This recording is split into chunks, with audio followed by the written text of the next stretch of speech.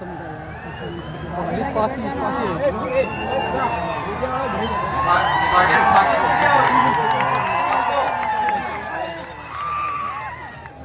ये घोषणा पाहिजे नागपूर रात्र काढी गेम तर गाडी नको का गे अनावडे वाला आगे नहीं सोगे बोलिए गोविंद गुरु महाराज की। आज इस मानगढ़ की धरा पर बिल प्रदेश संदेश यात्रा को लेकर इस पांडाल और पांडाल के साथ ही इस पहाड़ के चारों तरफ जो एक जनसैलाब उमड़ा है, वो जनसैलाब राजस्थान, मध्य प्रदेश, गुजरात, महाराष्ट्र और दादरा नगर हवेली की राजधानियों तक, वर्तमान में जो मुख्यमंत्री है उन तक ये आवाज पहुंचेगी। और आज का जो जनसैलाब जो पहुंचा है, ये गूंज दिल्ली तक भी पहुंचेगी।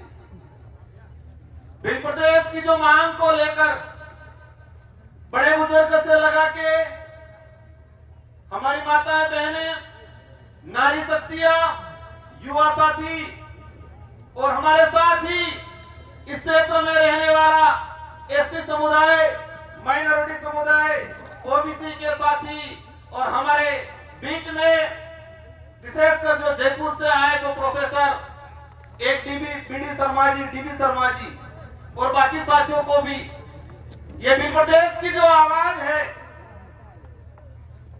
आप सभी सोशल मीडिया के माध्यम से सुनते आए होंगे। कुछ लोग बिल प्रदेश की मांग के विरोध में एक माहौल बना रहे हैं। मैं इस मंच से मेरी बात जो शुरू करना चाहूंगा, यह बिल प्रदेश जो संदेश यात्रा है,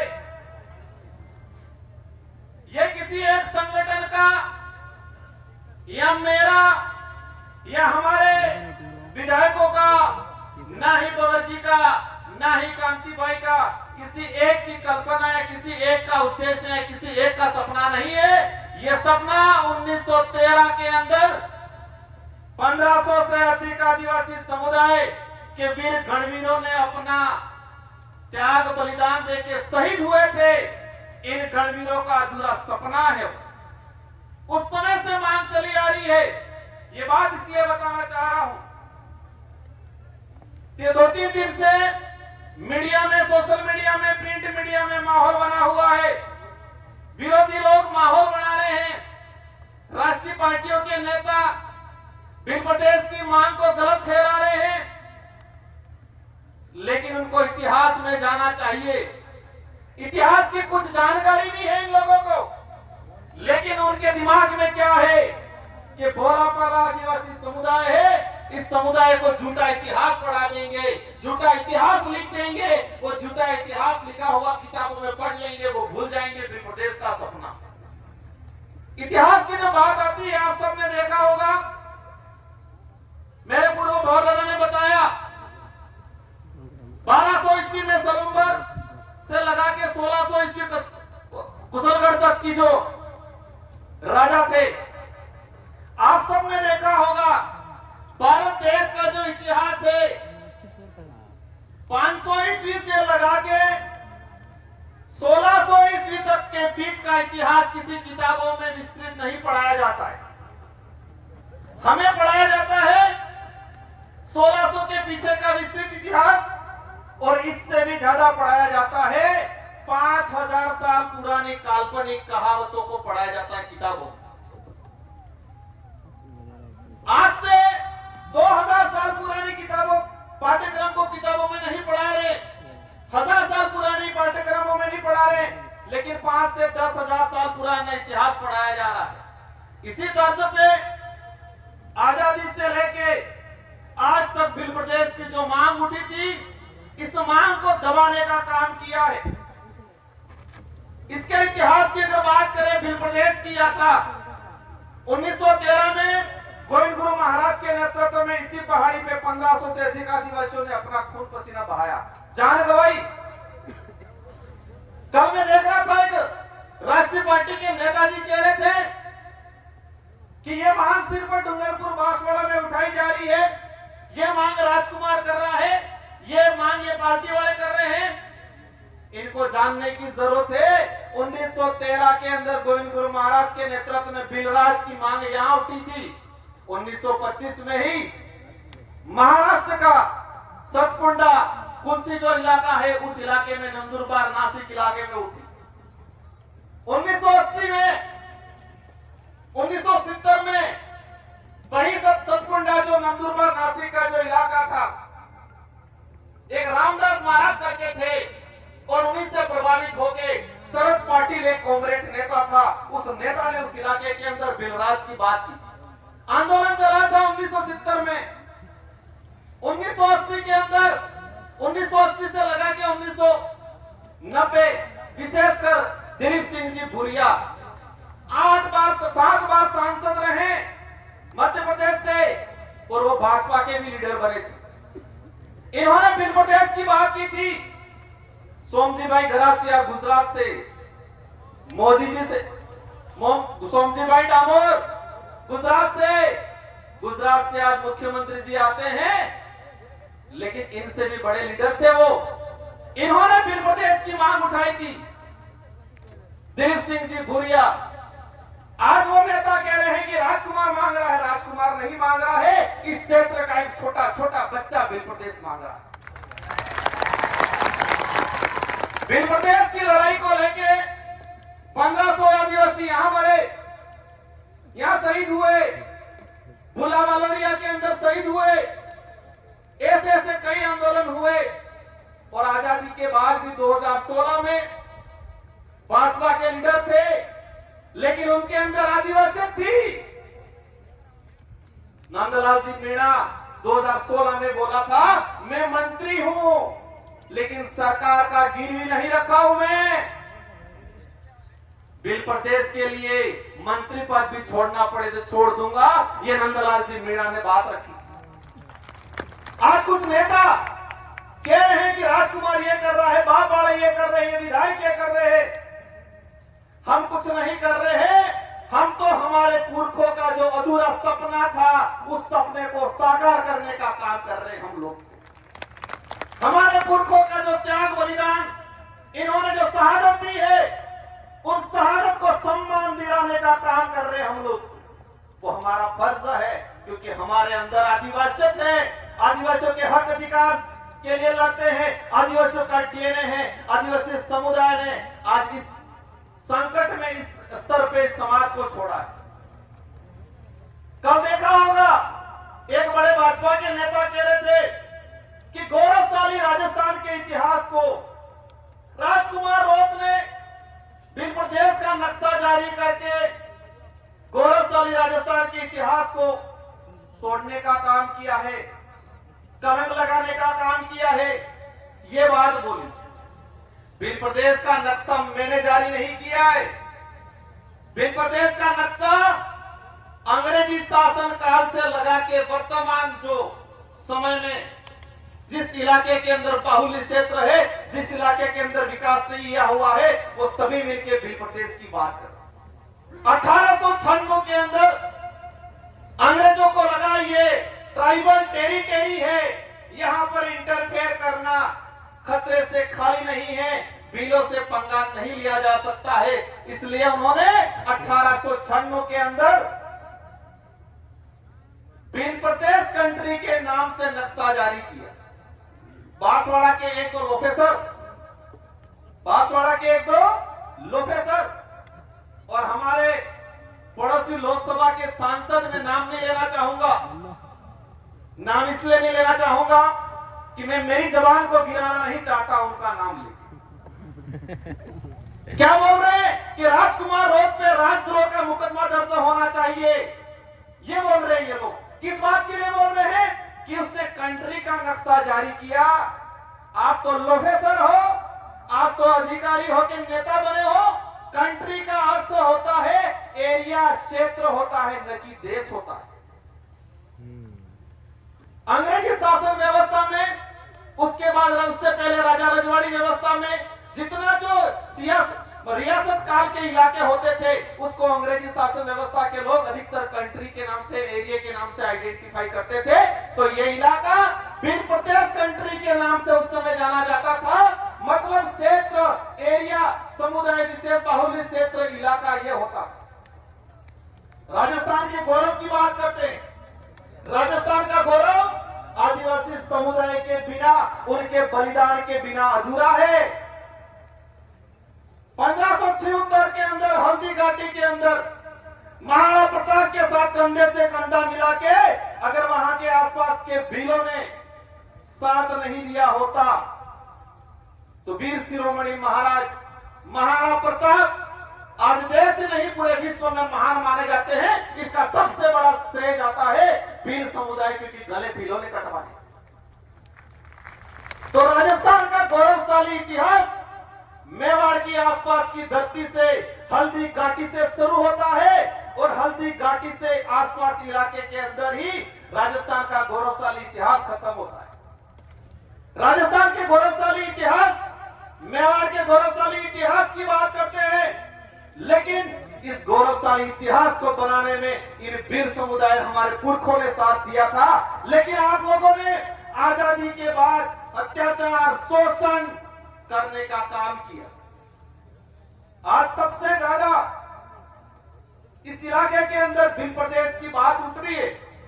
अगर वर्तमान सरकारें, संचालक महोदय समय हो रहा हो तो मुझे थोड़ा इशारा कर देना 2 मिनट पहले। आज सबसे ज्यादा डिमांड उठ रही है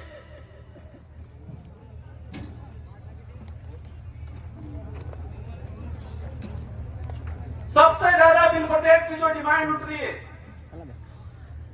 अगर वर्तमान सरकारें या आजादी के बाद से आज तक जो सरकारें बनी, इन सरकारों ने आदिवासी समुदाय का भला, उद्धार करने का और संवैधानिक अधिकार लागू करने का काम किया होता तो साथ जनता हमको नहीं देती, उनको देती।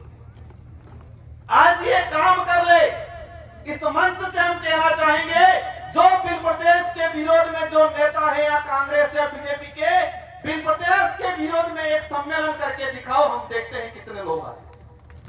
आपके गुलाम नेता आएंगे, आपके गुलाम, मानसिक दिव्यांग, अपन नहीं कह सकते क्योंकि अपन शब्द उन्होंने खत्म कर दिया। मानसिक दिव्यांग कार्यकर्ता आएंगे, पदाधिकारी आएंगे, लेकिन इस भील प्रदेश टेरिटरी का आम आदमी आपके साथ नहीं आएगा। गौरवशाली इतिहास की बात करते हैं। राठौर साहब को जानना चाहिए, जिस महाराणा प्रताप के नाम से ये मूंछें उमालते हैं, अगर ये भील नहीं होते तो इतिहास नहीं होता, और ये इतिहास नहीं होता तो आज राजस्थान का गौरवशाली इतिहास के नाम से ये मूंछें नहीं तानते। क्या स्थिति बना रखी है इस इलाके के अंदर? राजस्थान का सबसे पिछड़ा इलाका कौन सा है? यही ट्राइबल इलाका। शिक्षा की दृष्टि से सबसे पिछड़ा, स्वास्थ्य की दृष्टि से सबसे पिछड़ा, कुपोषण सबसे ज्यादा, बेरोजगारी सबसे ज्यादा, पलायन दूसरे शहरों में, दूसरे राज्यों में सबसे ज्यादा इस इलाके से। मध्य प्रदेश का सबसे कुपोषित इलाका, सबसे अशिक्षित इलाका, सबसे स्वास्थ्य की दृष्टि से कमजोर इलाका, यही झाबुआ, अलीराजपुर, रतलाम, हमारा जो भील प्रदेश टेरिटरी के अंदर। गुजरात का देख लो, गुजरात के विकास मॉडल की बात करते हैं। गुजरात में आज भी वन विभाग के अंदर 1 लाख आदिवासी परिवार आज अपना घर बना के बैठा हुआ है, आज उनको पट्टा नहीं मिला है।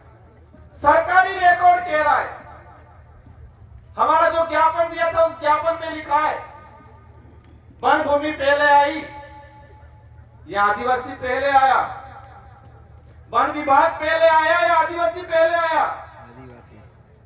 तो आदिवासी पहले आया। वन विभाग को, उस वन को उपजाऊ बनाया, उसको संजोया, उसको तैयार किया और आज अतिक्रमण के नाम से हटा है। गुजरात के अंदर 1 लाख आदिवासी वन विभाग की भूमि पे रह रहे हैं। हमारी नजर में वो मालिक है उस जमीन के, लेकिन सरकार की नजर में क्या है? अतिक्रमणकारी। मध्य प्रदेश के अंदर 3 लाख आदिवासी वन विभाग की भूमि में रह रहे हैं, आज हमारी नजर में वो का मालिक है। राजस्थान के अंदर 52,000 आदिवासी परिवार, महाराष्ट्र के अंदर 2 लाख आदिवासी परिवार। इस तरह से पूरे देश के अंदर आज की तारीख में 26 लाख आदिवासी परिवार वन विभाग की भूमि पे रह रहा है। ये सरकारी आंकड़ा, केंद्र सरकार का जो जारी किया आंकड़ा हो, सरकारी आंकड़ा। अब समझ लो कि कई भाई ऐसे हैं हमारे जो आज भी सरकारी आंकड़े में नहीं है, लेकिन वन विभाग में। देश के अंदर 2011 की जनगणना के आधार पे 8 करोड़ आदिवासी है। 8% मतलब 13-14 करोड़। और आज की तुलना में, आज के समय में हम काउंट करते हैं तो 17 से 18 करोड़ आदिवासी देश के अंदर है। और वन विभाग की भूमि पे इसमें 1 से 2 करोड़ आदिवासी आज भी वन विभाग की भूमि। बिन प्रदेश की धरती पे 30% जनसंख्या आज भी राजस्व भूमि, मतलब राजस्व या चारागाह की भूमि पे आज मकान बना के बैठा है। हमारा भाई आजादी से पहले मेरे दादाजी सुनाते थे, जब मानगढ़ में फौज आई हमारे घर के आसपास से गई तो कहते थे यहाँ पर पानी पी के गए, कुआं था वहां 1913 में। उस समय से हमारे वहां बाप दादों का मकान बना हुआ है। कई मकान आज भी बिलाना में। सरकार आके कहती है आप अतिक्रमणकारी हो। आज देखा जाए कुछ लोग कहते हैं जाति के नाम से राज्य नहीं बन सकता। मान गए जाति के नाम से राज्य नहीं बन सकता, फिर आप धर्म के नाम से देश बनाने की बात क्यों करते हो? जाति के नाम से राज्य नहीं बन सकता, मान गया मैं, फिर धर्म के नाम से हिंदू राज बनाएंगे, ये बात क्यों करते हो? क्योंकि इस देश के अंदर सभी धर्म के लोग रहते हैं, सभी जातियों के लोग रहते हैं। बिल प्रदेश जो डिमांड है वो डिमांड सांस्कृतिक आधार पे है। संविधान की अंदर अनुच्छेद 2 में 3 में भाषाई आधार पर राज्य बन सकता है। एक सभी अपने दिमाग में डाल दे, क्योंकि आप लोगों को गुमराह करते हैं, कहते हैं संवैधानिक दृष्टि से ये सही नहीं है। पहले संविधान पढ़ लेना चाहिए उन लोगों को। भाषाई आधार पर राज्य बनता है। डूंगरपुर नो कालजो नो दाहोद नो कालजो हर का बोले नहीं बोलता है। सांस्कृतिक आधार पे राज्य बनता है। बांसवाड़ा नो कालजो, न्याय जाबुआ नो कालजो, न रतलाम नो कालजो हर का के कपड़ा पहने नहीं पहनता है। भौगोलिक आधार पे इस इलाके का आज दिल्ली की तरफ से लोग आते हैं, नॉर्थ ईस्ट के लोग आते हैं, उधर साउथ के लोग आते हैं। क्या कहते हैं? राजस्थान तो रेगिस्तान होगा ही समझ रहे हैं अपने इलाके में। राजस्थान को किस नाम से? रेगिस्तान के नाम से परिचित करते हैं। और ये एक बात सही है, अगर इस इलाके में भील समुदाय नहीं होता तो राजस्थान का जो गौरवशाली इतिहास की बात करते हैं, आज सही है, हकीकत है, हमें भी गर्व है, हमारा राज्य है आज वर्तमान में गौरवशाली राज्य राजस्थान। वीरों का राज्य, बहादुरों का, बलिदानकारियों का राज्य माना जाता है राजस्थान। अगर हल्दी घाटी का युद्ध नहीं हुआ होता, मानगढ़ पे 1500 आदिवासी शहीद नहीं हुए होते, तो आज के समय में राजस्थान को गौरवशाली राज्य नहीं कहते, क्या बोलते? रेगिस्तानी राज्य ये कहा जाता है। अगर भीलों ने त्याग बलिदान, उनका खून पसीना हल्दी घाटी में अकबर की सेना को उल्टे पैर नहीं भगाया होता, तो राजस्थान को वीरों की धरती नहीं, रेगिस्तान की धरती से, धरती के नाम से जाना जाता है। इतना बड़ा बलिदान भूल गया। आज आदिवासी समुदाय का विरोध करते हैं। मेरी नजर में और मेरी नहीं, सबकी नजर में जो आदिवासी समुदाय का विरोधी है वो सब विदेशी है, ये मान सकते हैं हम लोग। जो आदिवासी समुदाय का अत्याचार शोषण करता है, जो आदिवासी समुदाय के साथ खिलवाड़ करता है, वो इस देश का बीज नहीं हो सकता। क्योंकि आदिवासी समुदाय मानवता में विश्वास करता है। और एक बात ये भी ठान लेना है, कई नेता आदिवासी हैं जो पन्नालाल भन्नालाल, कई अधिकारी आदिवासी हैं। आदिवासी होना भी जरूरी नहीं है, आदिवासी होने से ज्यादा आदिवासियत होना जरूरी है। आदिवासी होना जितना महत्वपूर्ण है, उससे ज्यादा महत्वपूर्ण इसके अंदर आदिवासियत होना जरूरी है। मामा बालेश्वर को आज अपन भगवान मानते, वो आदिवासी समुदाय से नहीं आते थे। आज में वो डीबी शर्मा जी आए, उनसे याद है पीडी शर्मा जो छत्तीसगढ़ बस्तर के अंदर कलेक्टर थे। और एक बात आप सबको जानने की जरूरत है कि इस देश के अंदर एकमात्र जगह है जहां पर संविधान मंदिर बना हुआ है, वो बस्तर में बना हुआ है। संविधान मंदिर बना हुआ है। लेकिन एक बात ये भी समझनी है कि जो भी गैर आदिवासी समुदाय का व्यक्ति अगर आदिवासी की बात करता है, उसके साथ भी ये घिनौनी हरकतें करते हैं। बीडी शर्मा कलेक्टर थे बस्तर के अंदर, उन्होंने देखा आदिवासी समुदाय जो मानवता में विश्वास करता है, जीव मात्र में विश्वास करता है, बड़वर जी जो बता रहे थे सांप को भी नहीं मारता है, ऐसे समुदाय के साथ अन्याय हो रहा है। मैं कलेक्टर हूं, उस कलेक्टर रहते हुए उस व्यक्ति ने इस्तीफा दे दिया और आदिवासी समुदाय के साथ खड़ा रहा। वो कलेक्टर थे, इस्तीफा दे दिया, इस्तीफा देके आदिवासी समुदाय के साथ खड़ा रहा। हस्त्र क्या हुआ? आदिवासी विरोधी जो विदेशी ताकतों के लोग थे, उन्होंने इस कलेक्टर को भी नंगा करके जूते पहना के शहर में जुलूस निकाला था। लेकिन फिर भी उस आदमी ने हार नहीं माना। इसलिए हमारे भी समाज के इस बिल प्रदेश की मुहिम का सबसे ज्यादा विरोध कौन कर रहा है? आदिवासी समुदाय के कुछ मानसिक दिव्यांग नेता, जिनको उनकी पार्टी में नंबर बढ़ाना है, वो लोग विरोध कर रहे नहीं कर रहे। एक तो बिल आ गया है, 2-3 वीडियो जारी कर दी है, राजकुमार और सब हमारे 3-4 साथियों के नाम ले। पिछली बार भी 3 बिल आ गए। लेकिन एक बात ये, और मैंने कल मीडिया में भी कहा था, ये डिमांड, ये लोग क्या सोचते हैं, ये 3-4 बड़े लोग हैं, उनको कहीं फंसा दो ताकि ये मामला जप जाएगा। नहीं जपेगा, नहीं जपेगा। राजकुमार रहे नहीं रहे, बवर जी रहे नहीं रहे, हमारे लीडर जो है वो रहे नहीं रहे, लेकिन ये चिंगारी ऐसी जग गई है, अवश्य बिल प्रदेश बनेगा।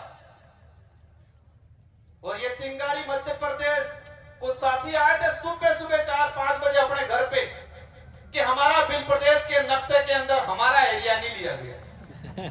हमारे बिलवाड़ा आसिंद के साथी, और मैं इस मंच से भी हम आश्वस्त करते हैं, इस चिंगारी को मजबूती से बाहर लगाओ, ज्वालामुखी के रूप में तैयार होगा और अवश्य आपका इलाका भी इसके अंदर ले लिया जाएगा। कुछ लोग हंसी मजाक उड़ा रहे हैं, लेकिन एक बात समझना है कि ठान लिया है इस क्षेत्र के लोगों ने, ये पार्टी विशेष की नहीं लड़ाई है। कांग्रेस बीजेपी के लीडरों ने भी कहा था, कई लोगों ने मांग उठाई है, लेकिन जिन कांग्रेस बीजेपी के लीडरों ने बिल प्रदेश की मांग उठाई, उनको घर पे बिठा दिया उनकी पार्टी ने।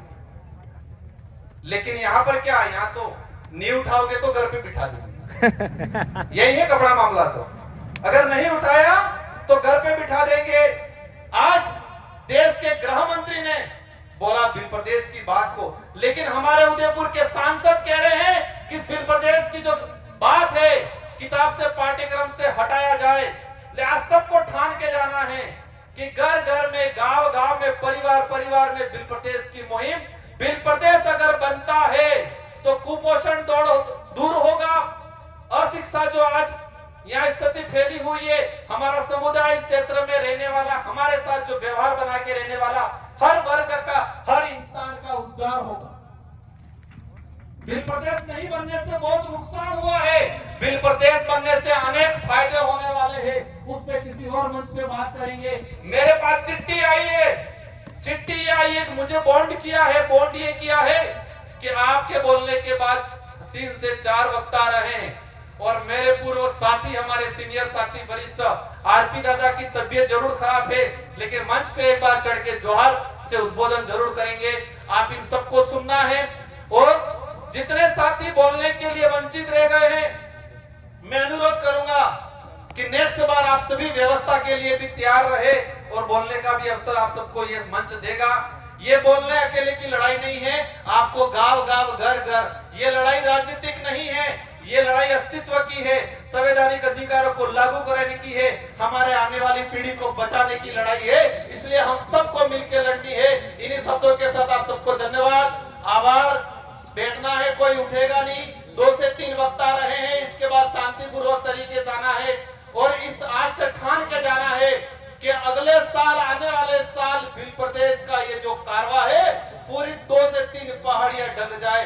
इस मुहिम के साथ हम चलेंगे। इन्हीं शब्दों के साथ आप सबको धन्यवाद, आभार, जय जोहार, जय भील प्रदेश। मेरी बात को समझना है, कोई उठेगा नहीं, 2 से 3 वक्ता रहे।